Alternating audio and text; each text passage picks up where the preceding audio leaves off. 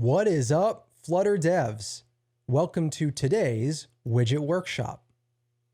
A Widget Workshop is a relatively brief live coding exercise where I show you how to build a particular widget or visual effect in Flutter. They typically range from 20 minutes to an hour, depending on what we're building. Today, we're going to create a fairly simple page indicator for a multi-page onboarding flow. The widget shows a few dots, one for each page, and then a growing and shrinking indicator jumps between dots as we scroll between pages. Now, if you find that you enjoy these workshops, I'd appreciate your help in spreading the word. Like the video, subscribe to the channel, share the video with your colleagues. It's all a big help. At the end of the day, the larger the audience we build here on YouTube, the more Flutter education I can provide. So with that said, let's get into the workshop.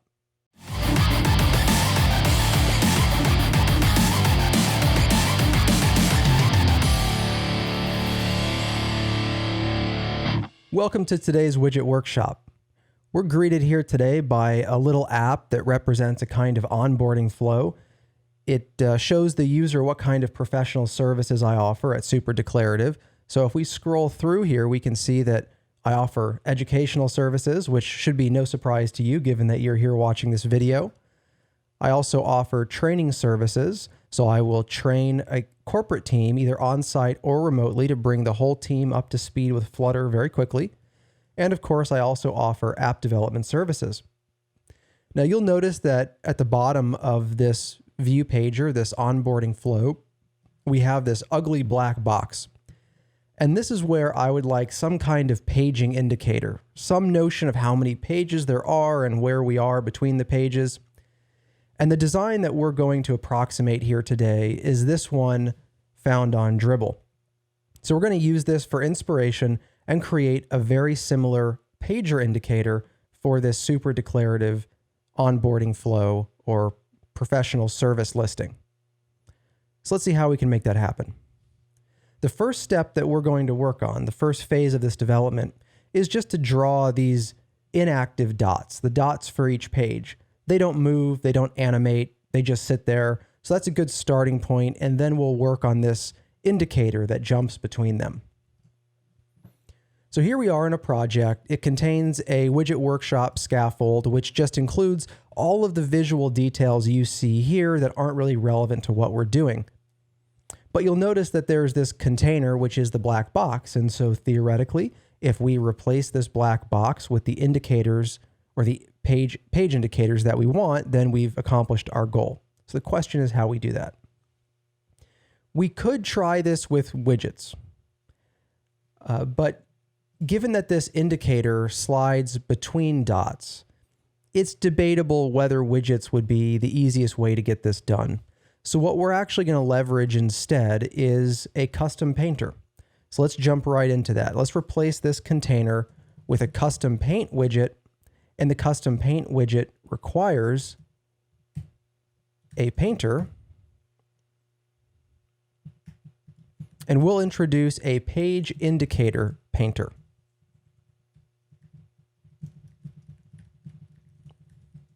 For that, we need to extend custom painter.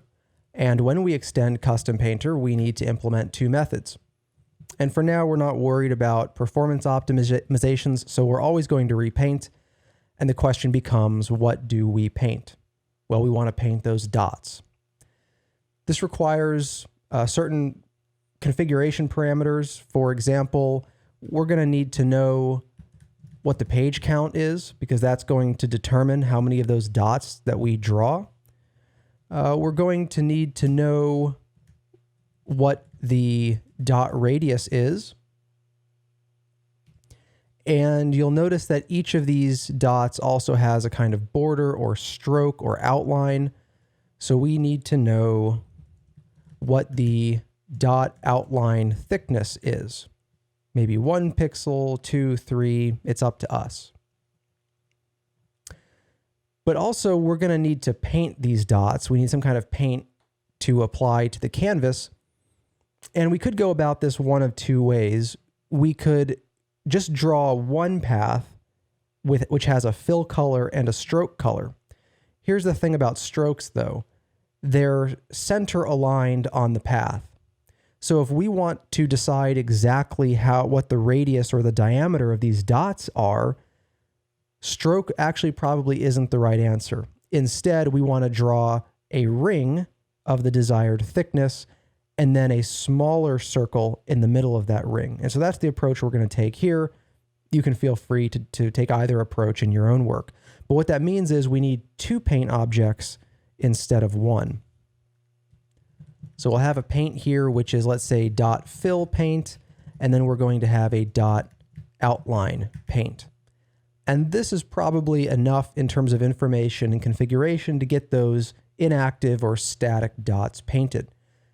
So we need to take in a number of these things in the constructor. So I'll generate a constructor, and I always prefer named parameters over positional parameters. And I'm going to remove these paints from the constructor because we're actually going to initialize those in our initializer list. So we take in the page count, the dot radius, the dot outline thickness, and now we need to initialize these paints. I suppose that what we can also do, just to make it completely configurable, we can take in a dot fill color and a dot outline color. And we'll require those.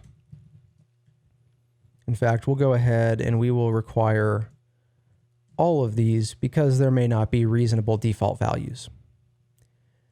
But given the dot fill color and the dot outline color, we can initialize our paint objects in the initializer list. So the dot fill paint is going to be a new paint where the color is the dot fill color. And then the dot outline paint is going to be a new paint with a color that is equal to the dot outline color.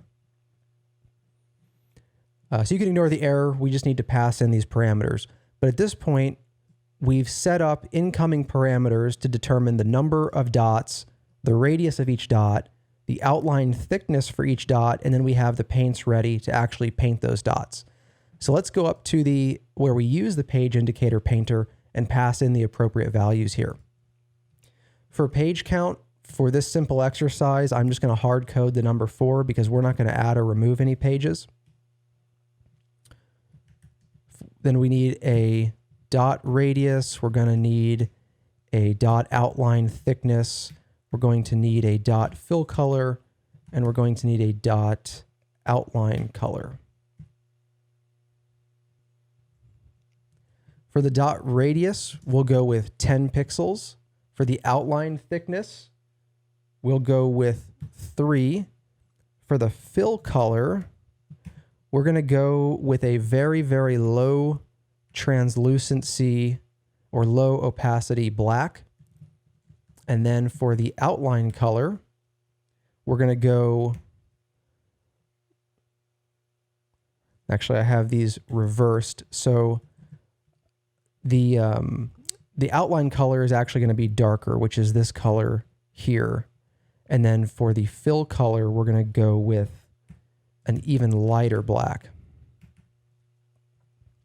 There's actually one more metric that I forgot here, which is how far apart are these dots? And so we need some kind of spacing number.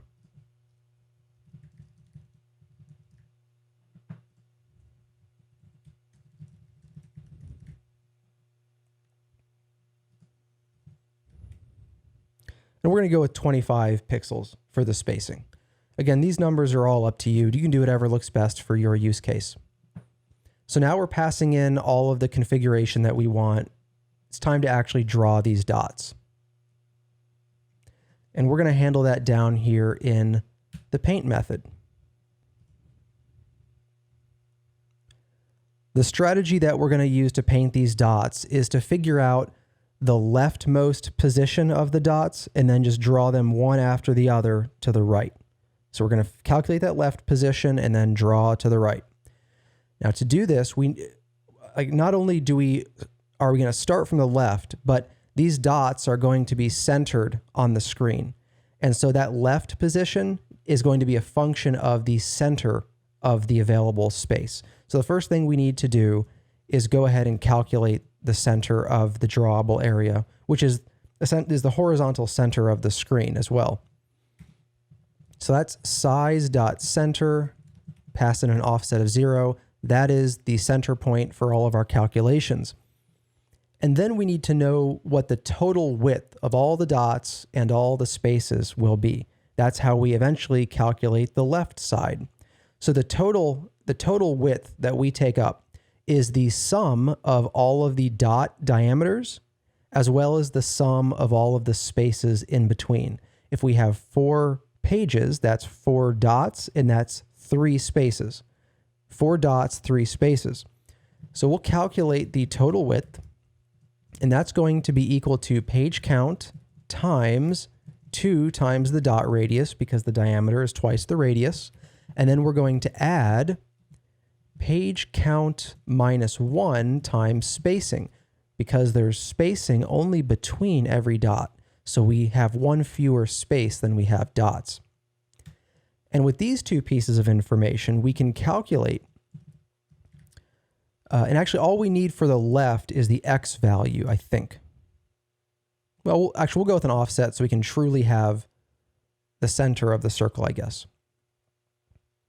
So the left side is equal to the center position. We're going to translate it. We're not going to move the Y at all. As for the X, we want to move 1/2 the total width to the left. So minus total width divided by 2.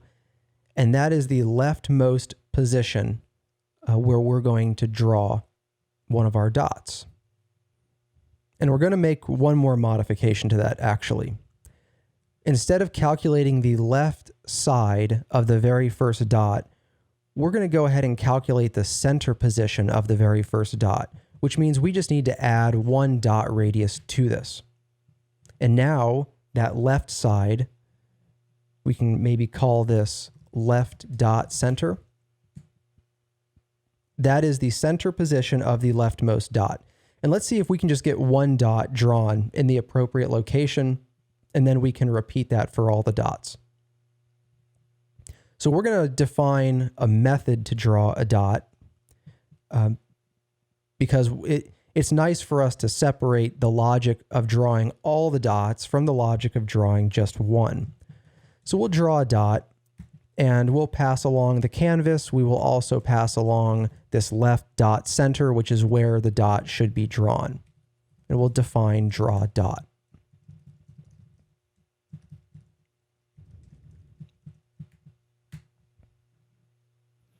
Now we'll start with just the most simplest way of drawing this, which is without any border, and then I'll show you how we get the border in here. So we'll say canvas, draw circle, and the offset or the center is the dot center, the radius is the dot radius, and the paint is the dot fill paint. Let's save that. And it's kind of difficult to see, but if you look closely over here on the left, you'll notice a dot. And as far as we know, that is a reasonable position. We'll see as we add more if we got our calculations right or wrong, but that's roughly where I would expect that dot to be, because there are going to be 4 dots when we're all done. So that looks roughly correct. But now this is just the fill. We want to draw, and it's too, by the way, the fill here is too large. The fill should not take up the full radius. The fill should take up the radius minus the thickness of the outline. But I just wanted to show you very quickly how we get that circle, that dot on the screen.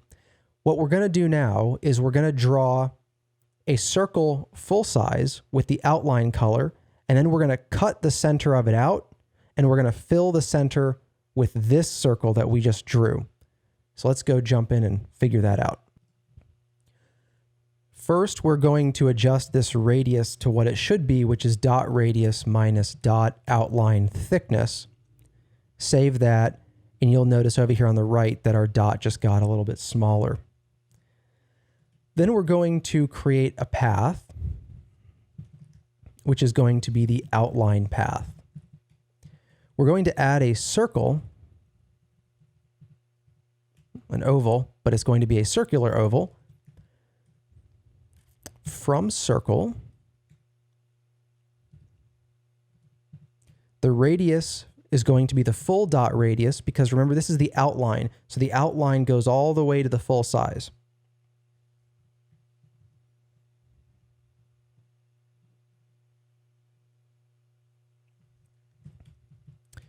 And the center is the same for both of these. Now, if we directly went and drew this path, we're going to get a result that we don't want. And let's go see what that looks like.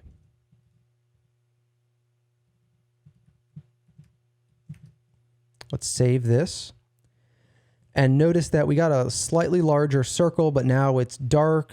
And essentially we've drawn a circle on top of our first circle. So the center is darker than the outside, and that's not what we want. We want the inverse. So the problem here is that we've drawn a circle, but what we want is a ring. How do we get a ring? Well, a ring is one circle minus another circle. So let's add another oval to this path.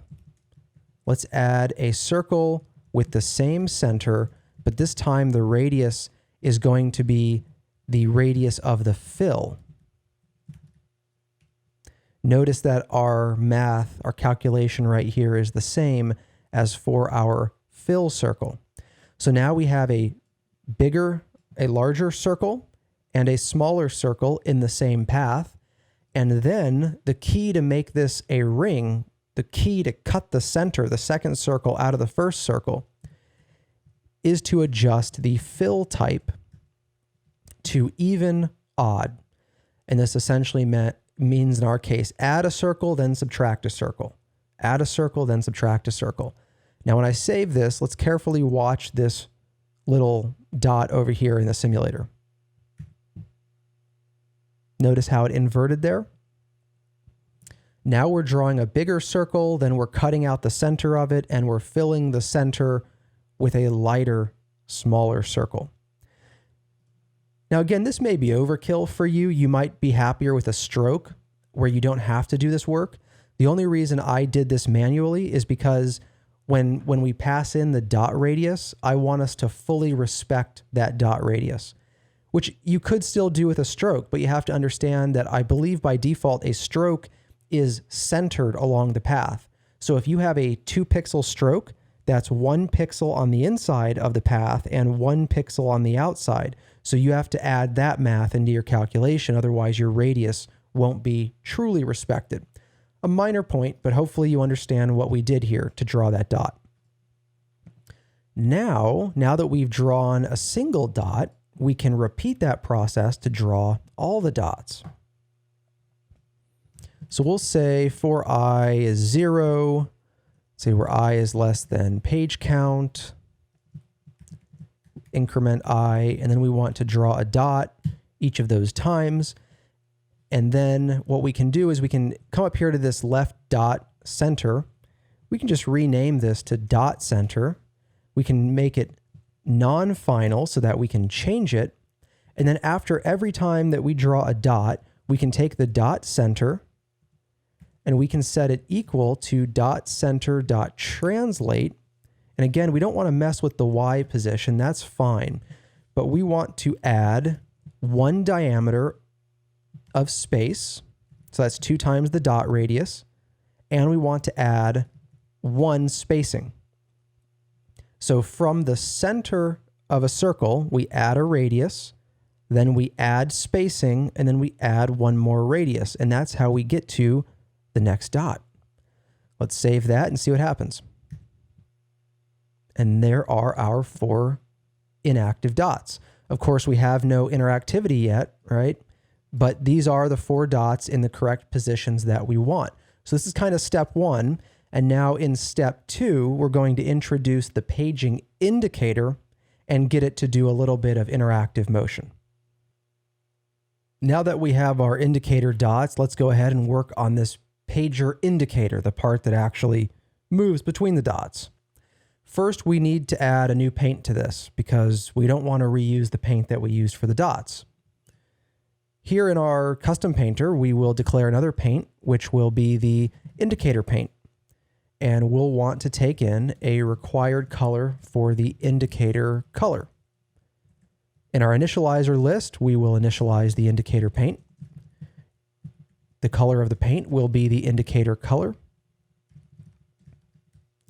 And of course, we need to actually pass in a desired color. Now I've got pretty much a two-tone UI going on here, so we're not going to actually use a color per se. We're just going to use a very dark gray approaching black. So indicator color is color, we'll say full opacity, but it's going to be 444444, which is a very dark gray. And that now gives us a color for our indicator, and we of course need to draw the indicator appropriately. Now, I do want to do a little bit of refactor here, because in this paint method, we kind of have dangling pieces of behavior to draw our dots, but those are really independent of drawing our indicator. We draw our dots and then we draw our indicator on top. I'd like to see calls to private functions or private methods that reflect that fact. So let's create a draw dots method and extract the relevant lines of code from our paint method.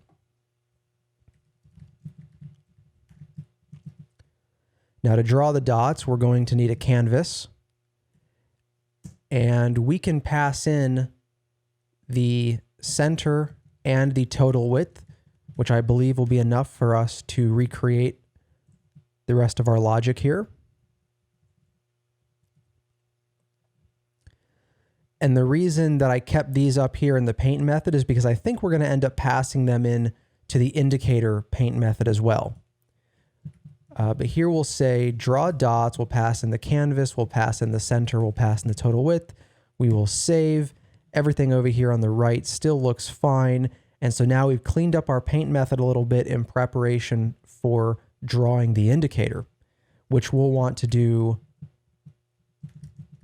somewhere like right here. And again, I think we're going to want all of those same parameters.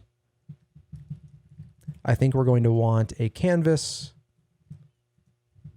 I think we're going to want the center of the drawable area, and I think we're going to want the total width. And now in this function, we want to go ahead and draw that indicator. Let's start again with the simplest possible goal. Let's get the indicator to just sit directly on this leftmost dot. Let's make that our very first goal here. And before we jump on that goal, let's think just a little bit forward about what we're doing. Obviously, when this indicator is at rest, it's shaped like a circle. But we know that the moment we start dragging, this thing is going to become something other than a circle. And what shape is that really? You might initially think, oh, maybe it's an oval, but it's not an oval because it has a part. It's not curved all the way around. It has a segment that is horizontal. And then you might use a term like a pill. You might say the shape of a pill, like a pill button. And that's true, but pill is not a primitive shape that's available to us in our drawing methods. With regard to the shapes that are available to us, this is a rounded rectangle. It's just rounded so much that the left and right side appear to be half circles. So that's what we want to draw. We want to draw a rounded rectangle that's so small that it appears to be a circle. So let's see if we can figure that out. We'll say canvas, draw rrect. Rrect stands for rounded rectangle. And then we can say rrect dot from left top right bottom radius. Lots of letters and lots of things for us to fill in, but shouldn't be too difficult for us to figure out.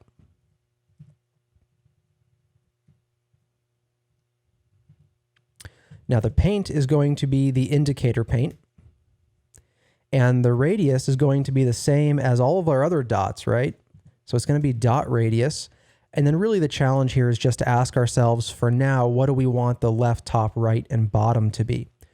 Well, we're going to sit this thing on the left dot, and we know that the left side of the left dot is the center position minus 1/2 the width, because we used that calculation earlier. So center dx minus total width divided by 2.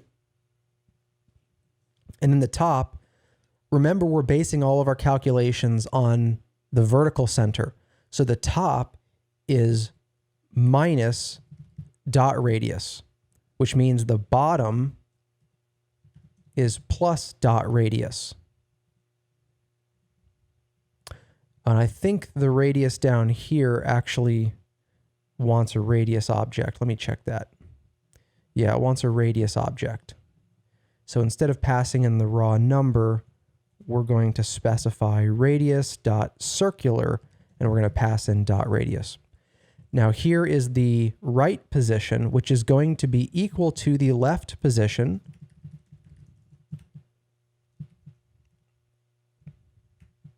plus 2 times the dot radius, which is the same as the diameter, right? So let's see what this gives us. And right over here, we have what looks like a black circle. It's really just a dark gray circle drawn exactly where we want it. Of course, it's not actually a circle, is it? It is a rounded rectangle, but we've given it a radius so large that actually we've gotten a perfect circle. So this is kind of our starting point, and from here, we want to integrate this notion of stretching that rounded rectangle towards the next circle as the user actually moves pages. And so we'll handle that in the next step.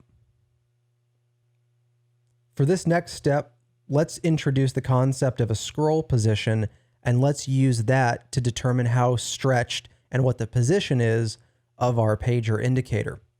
We're not going to introduce or connect directly to the page controller yet, which is part of the page view. We're just going to pretend that there is a concept of a scroll position. We're going to do some spot checks to make sure it looks like it's correct. And then after that, we'll connect the page controller to make sure all points produce the right page indicator.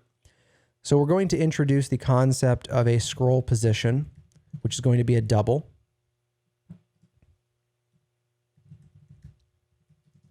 We'll give that one a default value of 0, which seems reasonable. We'll come up here to where we declare our page indicator painter, and here we'll explicitly say a position of 0. And before we use this value, let me explain to you what the possible values are. A value of 0 indicates that we are all the way to the left, meaning we are on the leftmost side of the first or the leftmost page. And when we are on the second page, without scrolling at all to the left or the right, that's right here where you see my cursor, that's a value of 1.0. So the first dot here is 0.0, then 1.0, then 2.0, then 3.0. And we can also be anywhere in between. Right here is 0.5, here's 0.75, here's 1.5. That's what the scroll position actually represents here. All of these infinite kind of positions between these different dots. That's the value that we're passing in. So again, 0.0 means all the way to the left, and anything larger than that means some distance to the right.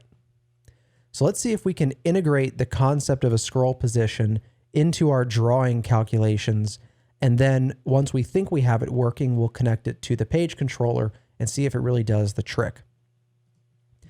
The way that we're going to go about this is by calculating a left position for the indicator and then basing the right side of the indicator on the left side. So most of our math here is for the left side, and the right side comes at the very end. The first thing we're going to calculate is the index of the page to the left of us. So page index to left. And that's going to be equal to the scroll position floored. And why is that? Let's see, what's it complaining about?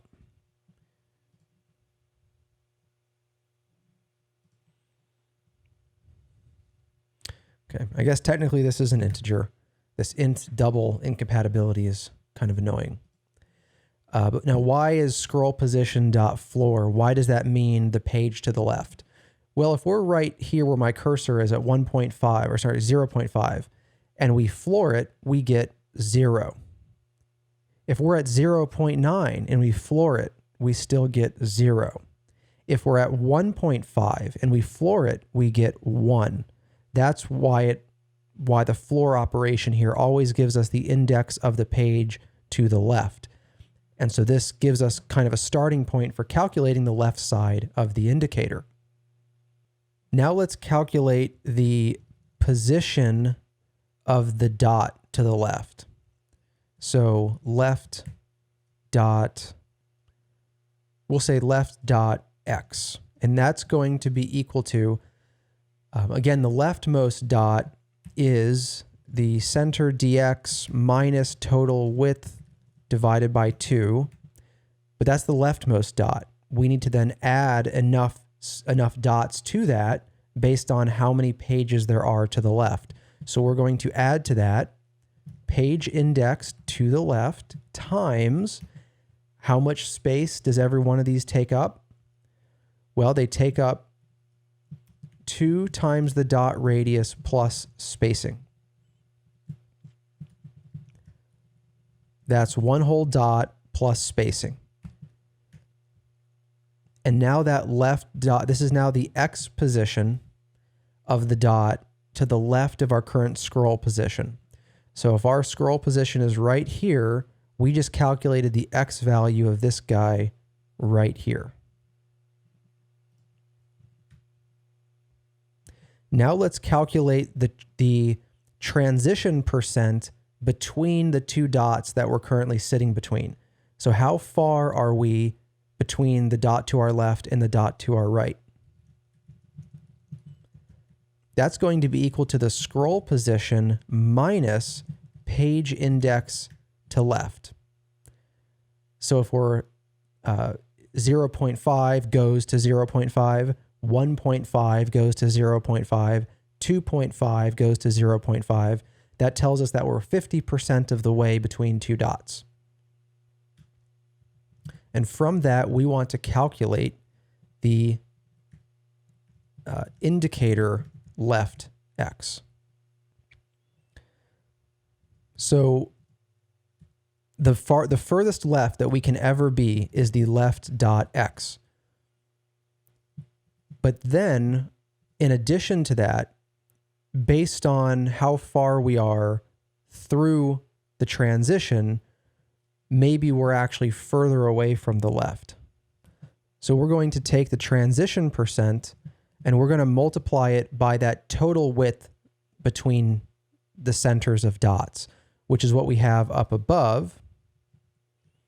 We can come up here, in fact, and just kind of grab this. We start at the left, and then we add some percentage of the space between the dots. And with this indicator left x, we can also calculate the indicator right x, which for now, at the beginning here, is just going to be the radius of the dot. We're not actually going to stretch it out yet. We're just going to take the dot and move the dot left and right.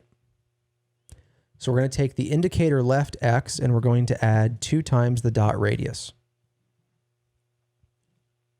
And then we're going to come down here and we're going to replace the left position with the indicator left x and the right position with the indicator right x. Let's save that. Nothing has changed, and that's because we're sending in a scroll position of 0. But let's try 0.5. If everything worked correctly, if we did it right, this dot should now be halfway between the first and second dot. Let's give it a try. And there it is. That's the correct location, right? So let's do some spot checks on other dots. How about 1.5? That's correct. 2.5. That's correct. How about 2.75? Yep, that's looking correct too. Now we have this kind of motion set up, and so we can move into consideration for how we want to stretch this indicator over time, and we'll do that next. To get us started with the point that we want to now stretch this page indicator, it's probably time to go ahead and integrate the actual page controller that's connected to the page view. So in our stateful widget here, let's go ahead and declare a page controller. We will initialize our page controller in init state.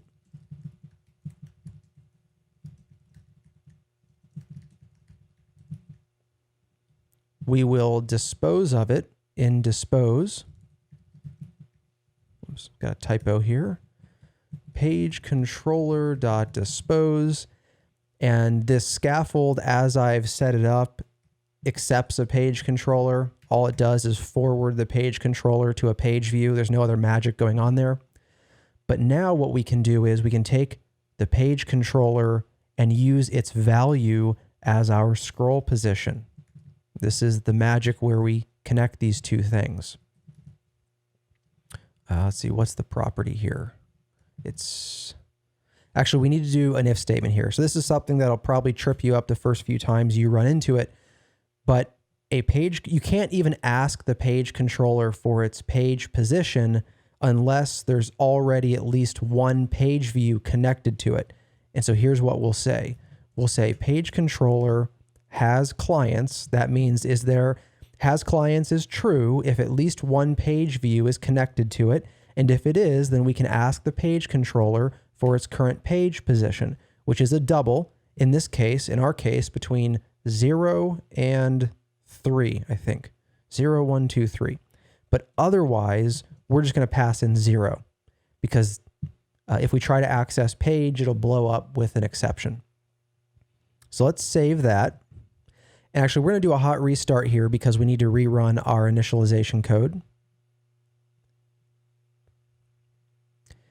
And now, even though we connected it, you'll notice it still does nothing when we swipe. And why is that? That's because we are not notifying Flutter that something has changed. So it's not rebuilding our tree. It's not repainting our custom paint. What we're going to leverage for this purpose, now we could just call set state and that would be fine, but I want you all to be aware of another approach to this, which is to use an animated builder.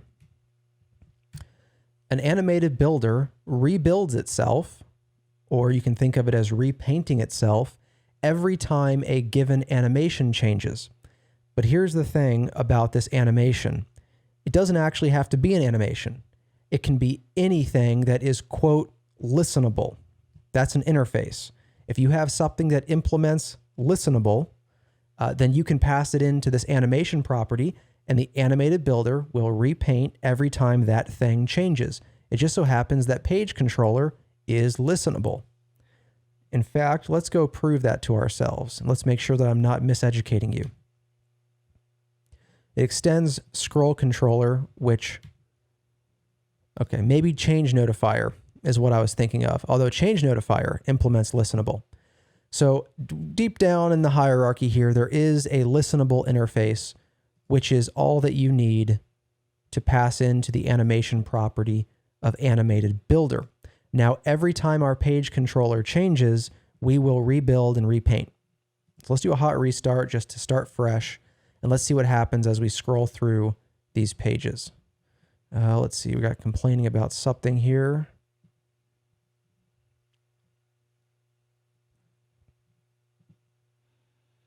Okay, it looks like even when we have a client, it's still possible that the page value is null.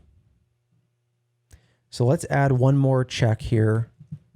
Let's also make sure that the page is not null.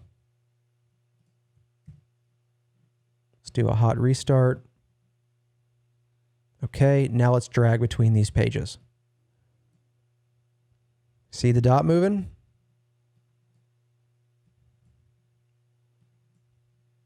The page view grabs the page controller and updates that page value as we drag.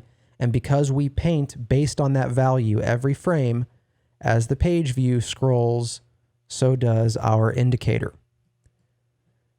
That's a good step in the right direction. And now we just need that thing to stretch at the appropriate rate.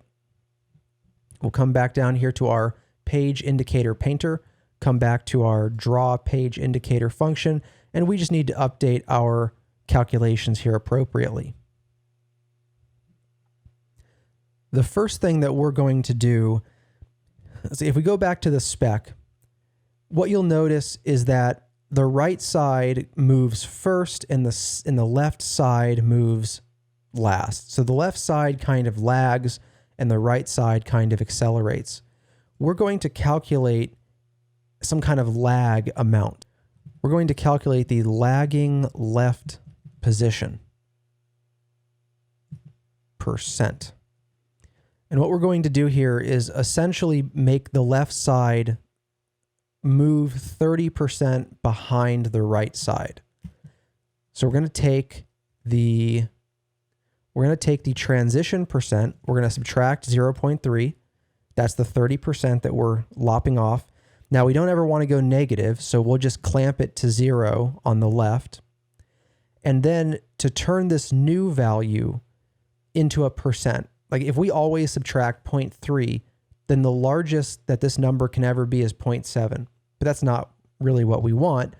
We want it to go from 0% to 100%, but we want to do it 30% later. So if we just divide by 0.7, then we get a legitimate percentage again that lags behind. Then, in calculating the indicator left x, instead of using the raw transition %, let's use the lagging left position %. And now we have an x value that lags behind by 30%. Let's also accelerate the right position. So let's create an accelerated right position %. And we will take transition % divided by 0.5. And that will make it move twice as fast. And now we don't just want the right side of the indicator to be one diameter more than the left. I mean, we always want at least one diameter of width, but we actually want a lot more width than that through most of the transition. That's what stretches it out. So we want to add something in between here. And whatever we add in between here, we want it to be based on the accelerated position %. We want some multiple of this. And what number do we want to apply this to? Well, how about the total space between two dots? So what if we come up here and we take this guy, the width between two dots, and we multiply it by that. Let's save. And now let's see what happens when we drag. Notice that the right side is moving faster. It's moving twice as fast as our actual scroll. And then notice you can kind of, if you look closely, you can see that right now the left side is starting to move. So even before the right side gets all the way to the destination, the left side begins to move. And, oh, I went way too far there. So we got to fix something in our calculation. But most of that is correct in there. Most things look correct. So the left calculation looks right. The right calculation looks wrong. So let's get that fixed. All right, one problem here is that instead of basing the right position on the left indicator position, we want to base it on the left dot position. We want to base the right side on like this dot right here. We don't, because otherwise, as we move, like as the left side moves, the right side is now moving based on the left side. But that's not what we want anymore. We want to just stick to a static position, the dot, the static dot, the non-moving dot to our left. We'll use that as our anchor point, and then we'll calculate the rest of this based on that. So let's see if this gives us what we're looking for here.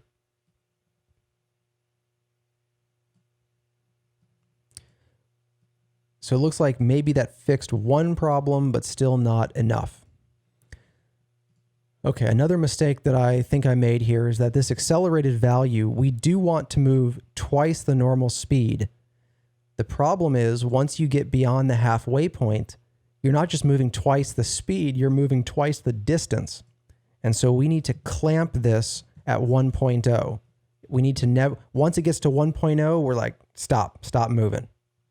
Let's save that. Now let's try this again. All right, there you see it stop.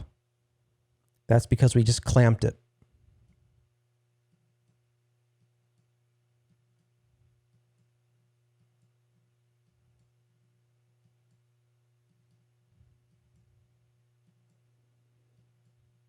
And that is how we create a page indicator that jumps between dots. And it's not exactly what's in the spec here.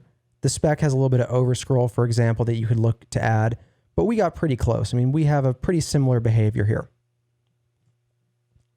So this is how you can implement an interactive page indicator where the indicator jumps between dots as you scroll between pages. It comes down, in this case, to having a page view with a page controller, and then we chose to use a custom painter to actually render the appearance as the user interacts with the page view. You might want to try this with widgets and see if you can pull it off. You let me know how that works. But with that, I think we are all done for this widget workshop, and I'll see you next time.